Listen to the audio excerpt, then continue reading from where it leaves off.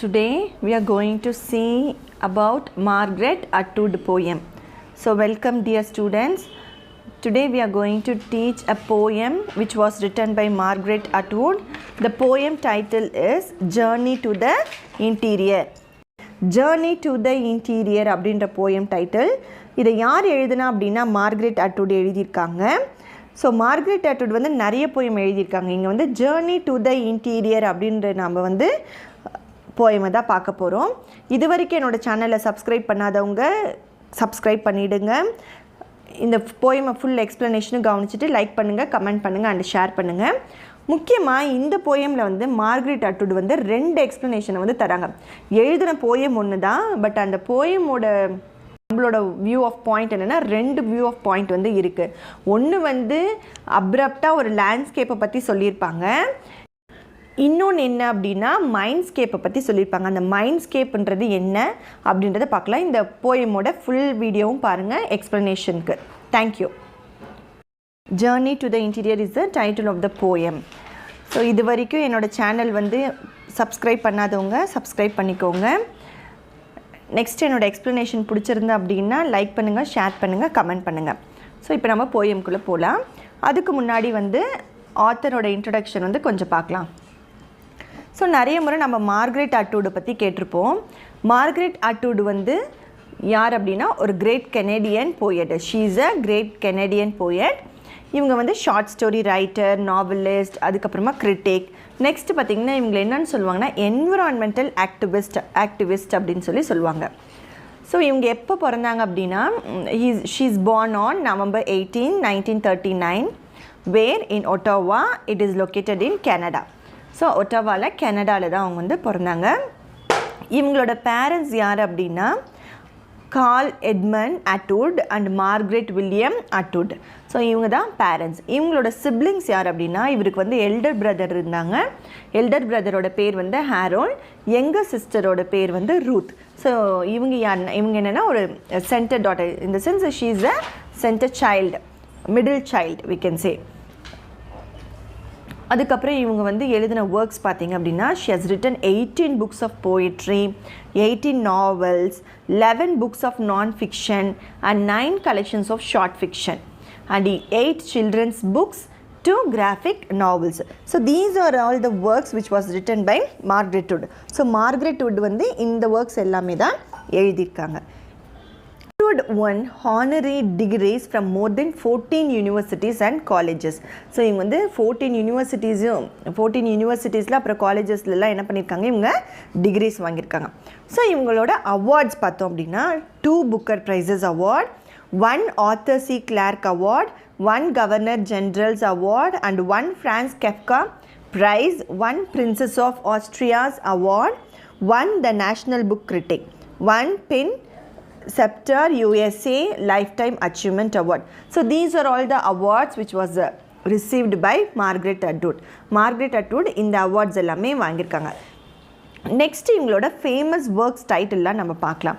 So சர்ஃபேசிங் அப்படின்னு ஒரு book எழுதியிருக்காங்க 1972, the Handmaid's Tale 1985, Cat's Eye 1988, Alias Grace 1996, the Blind Assassin 2000, Oryx and Craig 2003, The Testaments 2019. So இது எல்லாமே அவங்களோட இம்பார்ட்டண்ட்டான works. So next as a poet and writers, Margaret Atwood as a poet and writer, when we see she is very conscious and she is a sparse. So whatever she writes அவங்க என்ன எழுதினாலுமே ரொம்ப கான்சைஸாக எழுதுவாங்க. சரி, next வந்து நம்ம போயம்குள்ளே போகலாம். Journey to the interior. So இது வந்து என்ன அப்படின்னா journey to the interior poem வந்து ஒரு கிரேட் டிரான்சிடென்டல் போயம். இதை என்ன சொல்லுவாங்கன்னா ஒரு கிரேட் டிரான்சிடென்டல் போயம் சொல்லுவாங்க. இதை எப்போ எழுதியிருக்காங்க அப்படின்னா Margaret Atwood, written by Margaret Atwood in 1960s. இதோட ஸ்டைல் என்னென்னா free verse. So journey to the interior poem வந்து ஃப்ரீ வேர்ஸில் எழுதியிருக்காங்க. and it is written in the form of an extended metaphor. So நிறைய மெட்டாஃபர்ஸ் வந்து use பண்ணியிருப்பாங்க. அதுக்கப்புறம் இது என்னன்னு சொல்லுவாங்கன்னா மெட்டாஃபிசிக்கல் போயம்னு சொல்லுவாங்க. ஸோ இந்த போயமில் பார்த்திங்கன்னா 2 பார்ட்ஸ் இருக்குமா. ஃபஸ்ட் பார்ட் வந்து என்னென்னா 3 லாங் ஸ்டான்ஸா. அது வந்து என்ன பற்றி சொல்லணும் அப்படின்னா டிஸ்கிரிப்ஷன் ஆஃப் லேண்ட்ஸ்கேப்பை பற்றி சொல்லணும். அதாவது நம்ம மார்கரெட் அட்வுட் என்னது அவங்க எந்த ரீஜன் கனடாவில் வந்து வாழ்ந்தாங்க. She is a Canadian poet. So கனடாவான லேண்ட்ஸ்கேப் கெனடியன் பீப்புள் வாழ்கிற அந்த கனடாவோட லேண்ட்ஸ்கேப்பை பற்றி சொல்லியிருப்பாங்க. செகண்ட் பார்ட் வந்து 4 ஷார்ட் ஸ்டான்ஸாஸ். இதில் வந்து அவங்களோட ரியலைசேஷன் மார்கரெட் அட்வுடோட ரியலைசேஷனை பற்றி சொல்லுவாங்க. ஸோ இந்த போயமை வந்து என்ன சொல்லுவாங்கன்னா இன்டீரியர் மோனோலாகுன்னே சொல்லுவாங்க. ஏன்னா இவங்களே சொல்கிறதுனால so it is a monologue, it is a interior monologue அப்படின்றத சொல்லுவாங்க. இப்போ நம்ம என்ன பண்ணலாம் அப்படின்னா இந்த போயமோட each line by line explanation வந்து நம்ம இப்போ பார்க்கலாம். ஸோ நான் சொன்ன மாதிரி இது வந்து 3 long stanzas 4 short stanzas. There are similarities I notice that the hills which the eyes make flat as a wall, welded together, open as I move to let me through, become endless as prairies, that the trees grow splendidly, have their roots often in swamps, that this is a poor country, that a cliff is not known, as rough except by hand, and is therefore inaccessible. So இங்கே என்ன சொல்கிறாங்க அப்படின்னா பார்த்திங்கன்னா இந்த poem பார்க்கும் போதே சின்ன லைன்ஸாக இருக்கும். அதாவது ஒரு பெரிய லைனாக இருக்காது. போயமில் பார்த்திங்கன்னா ரொம்ப சின்ன மைன்யூட் லைன்ஸாக இருக்கும். அதாவது 3 வேர்ட்ஸு 4 வேர்ட்ஸ் அந்த மாதிரி லைன்ஸ் இருக்கும். தேர் ஆர் சிமிலாரிட்டிஸ். ஸோ இங்கே வந்து என்ன பண்ணுறாங்க இவங்க ஜேர்னி டு த இன்டீரியர் எங்கே போகிறாங்க அப்படின்னா ஒரு ஃபாரஸ்ட் ஏரியாவுக்கு வந்து போகிறாங்க. ஸோ ஒரு ஹில் ஸ்டேஷனு ஹில்ஸில் எப்படி இருக்கும் ரொம்ப நிறையா உட்ஸ் எல்லாமே இருக்கும்ல அது மாதிரி. So there are similarities I notice that the hills which the eyes make flat as a wall. So என்ன சொல்கிறாங்கன்னா தெர் இஸ் அ சிமிலாரிட்டிஸ். நான் பார்க்கும்போது எப்படி இருக்குது அப்படின்னா ரொம்ப சிமிலராக இருக்குது. என்னது அந்த ஹில்ஸு.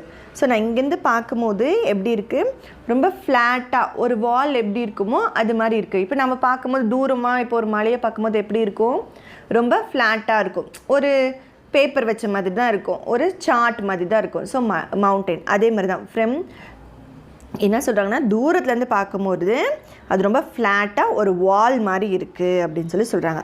அதுக்கப்புறம் என்னென்னா வெல்டட் டுகெதர். வெல்டட் அப்படின்னா இப்போ ஏதாச்சும் ஒன்று வந்து டைட்டாக ஜாயின் ஆகிருக்கும். ரொம்ப அது வந்து ஸ்ட்ரெச் பண்ணால் கூட என்ன பண்ணாது உடையாது. அதுதான் வெல்டட் டுகெதர். அது எப்படி இருக்கா ஒன்றோட ஒன்று வந்து இணைஞ்சிருக்க மாதிரி இருக்கா. ஒரு பேப்பர் மாதிரி இருக்கா. யாராலையுமே அது என்ன பண்ண முடியாது பிரிக்க முடியாதுன்ற மாதிரி இருக்கா. Open as I move to let me thorough, become endless as prairies. So நான் என்ன பண்ணுறேன் போகிறேன். ஓப்பன் as I move என்ன ஆயிடுது நான் கொஞ்சம் கொஞ்சமாக போகும்போது தான் என்ன பண்ணுது எனக்கு வந்து தெரிய வருது. My eyes started to open. என்னது to let me thorough. So let me through become endless as prairies. So நான் வந்து என்ன பண்ணுறேன் நான் கொஞ்சம் கொஞ்சமாக நான் போகும்போது தான் எனக்கு தெரியுது a large open area of grassland. prairies அப்படின்னா a large open area of grassland. ஒரு அதாவது கொஞ்சம் ஏரி பார்த்தோன்னா எப்படி இருக்கா ரொம்ப ஒரு ஓப்பன் ஏரியாவாக இருக்குது. அது ஃபுல்லாக வந்து கிராஸால் ஃபில் ஆகிருக்குன்றாங்க. that the trees grow spindly. So என்ன இது ட்ரீஸ் நிறைய நான் கொஞ்சமாக உள்ளே போக என்னது அந்த மவுண்டெயின்குள்ளே ஏற அந்த ஹில்லுக்குள்ளே ஏற தான் என்ன தெரியுது எனக்கு நிறைய கிராஸ் லேண்ட் இருக்குது. அதுக்கப்புறம் பார்த்திங்கன்னா டால் ஸ்பிண்ட்லி அப்படின்னா ரொம்ப லாங்காக ரொம்ப டாலாக ரொம்ப தின்னாக இருக்கிற ட்ரீஸு அது எல்லாமே என்னென்னு வளர்ந்துருக்கு அப்படின்றத பார்க்குறாங்க. Next have their roots often in swamps. So என்னது அந்த ட்ரீஸோட ரூட்ஸ் எல்லாம் எதில் இருக்குது அப்படின்னா ஸ்வாம்ப்ஸில் இருக்கான். ஸ்வாம்ப்ஸ்னால் என்னென்னா மார்ஷ். மீனிங் என்னதுன்னா மார்ஷ் அப்படின்னு என்னென்னா இப்போ வந்து ஒரு ஏரியா வந்து ரொம்ப ட்ரையாக இருக்காது. ரொம்ப கொஞ்சமாக அது எப்படி இருக்கும் அப்படின்னா கொஞ்சம் மார்ஷ் லேண்ட் அதாவது கொஞ்சம் ஸ்ட்ராங்கான லேண்ட் இருக்காது. இப்போ ஸ்ட்ராங்கான பூமினா மட்டும்தான் நம்ம என்ன பண்ண முடியும்னா அந்த ட்ரீஸ் வந்து வளரும். பட் இங்கே வந்து அது மார்ஷ் லேண்டாக இருக்கிறதுனால அந்த ரூட்ஸில் எப்படி இருக்குன்னா ஸ்ட்ராங்காக வந்து மண்ணில் வந்து புதைஞ்சிருக்காது. ஸோ அதுதான் have their roots often in swamp. அதோட ஸ்ட்ரென்த் அது அதோட லாஸ்ட் ஸ்வாம்ஸ்னால் என்னது அந்த ரூட்ஸ் வந்து அதோட பேஸ் அதோட flexibility fixing to the land அது வந்து இருக்காது. That this a poor country, so it is a very very poor country, that a cliff is not known as rough except by hand. So என்ன சொல்கிறாங்க இங்கே next அந்த Cliff அவர் வந்து தூரத்துலேருந்து பார்க்கும்போது ஃப்ரம் அ ஃபார் பிளேஸ் எப்படி இருக்குது அந்த ஹில் ஸ்டேஷனு ரொம்ப ஸ்மூத்தாக இருக்க மாதிரி இருக்கா.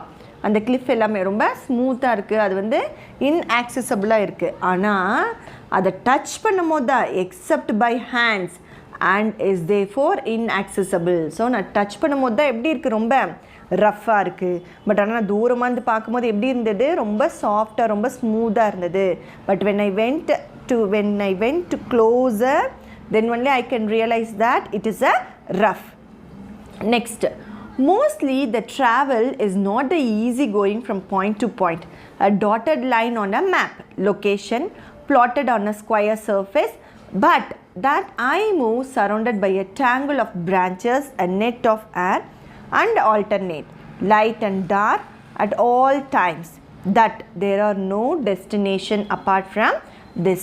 So next என்ன சொல்கிறாருன்னா போயிட்டு என்ன சொல்கிறாங்க, மோஸ்ட்லி ஒரு ட்ராவல்ன்றது என்னது ஒரு it is not a easy going from ஒரு பாயிண்ட்லேருந்து இன்னொரு பாயிண்ட்டுக்கு போகிறது வந்து என்னது it is not a easy, அது ரொம்ப ஒரு டஃப்பான இது.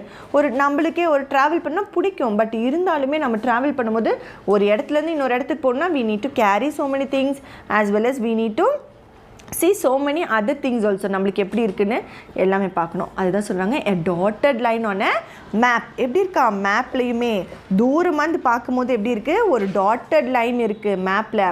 அதே மாதிரி location plotted on a square surface. தூரமாக இருந்து பார்க்கும்போது எப்படி இருக்கும் நம்மளுக்கு லொக்கேஷன் எல்லாமே வந்து ஒரு சர்ஃபேஸ் மாதிரி தான் இருக்கும்.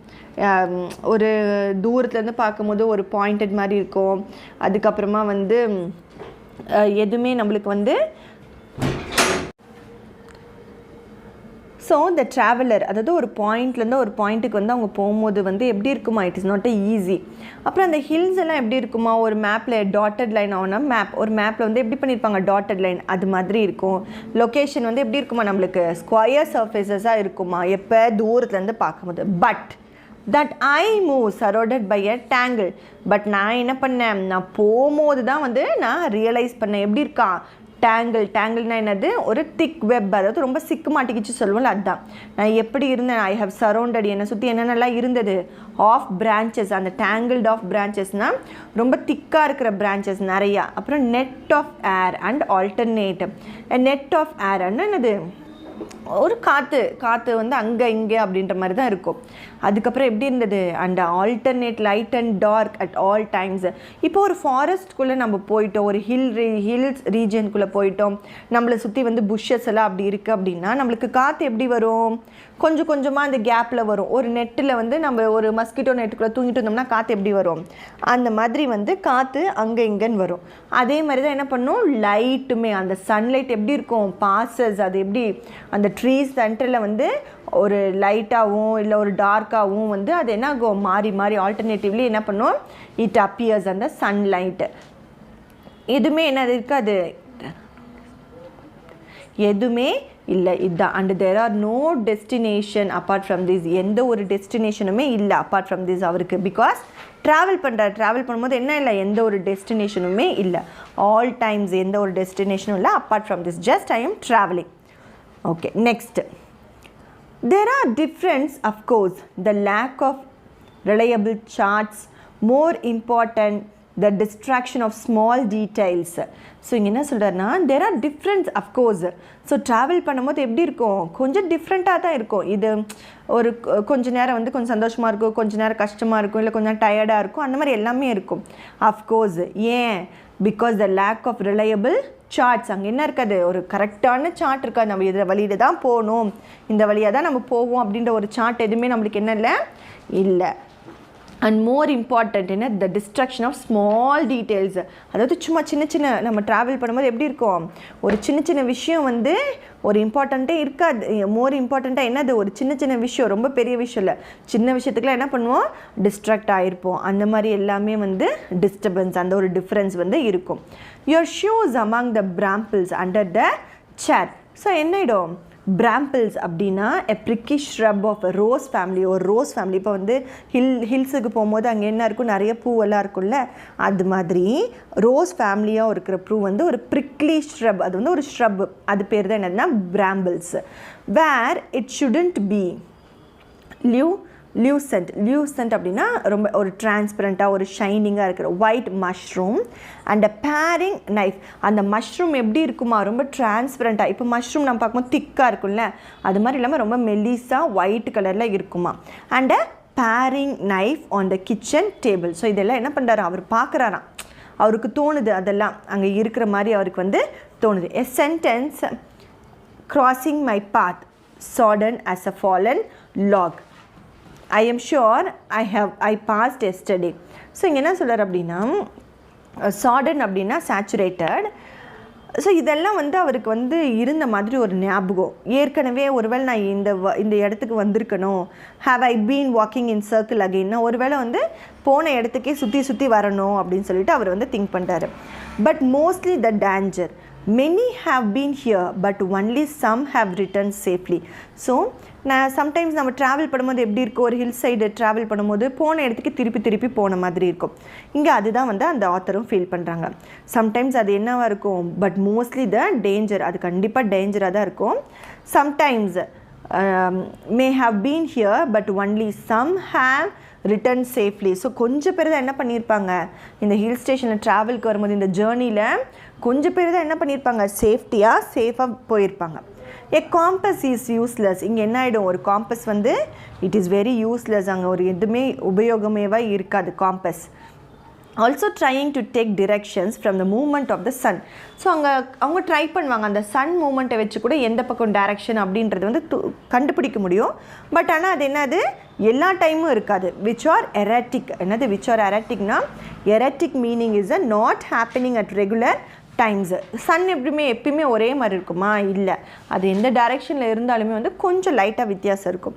And words here are as pointless as calling in a vacant wilderness. So நம்ம என்ன இருக்கோம், வேர்ட்ஸ் டு சே என்னது, ஒரு பாயிண்ட்லெஸ், எதுவுமே இல்லை, ஒரு எண்டிங்கே இல்லாமல் நம்ம எப்படி இருக்கோம், நம்ம அன்பீப்பிள்டு ஏரியா, அதான் வேக்கண்ட் அப்படின்னா unpeopled, wilderness a wild region that is very difficult to live in, அதான் வைல்டர்னஸ். ஒரு வைல்டுனாவே கொடுமை, வைல்டர்னஸ்னால் அங்கே என்னது, நம்மளால் இருக்கவே முடியாது, வாழவே முடியாத இடத்துல நம்ம இருக்கோம்.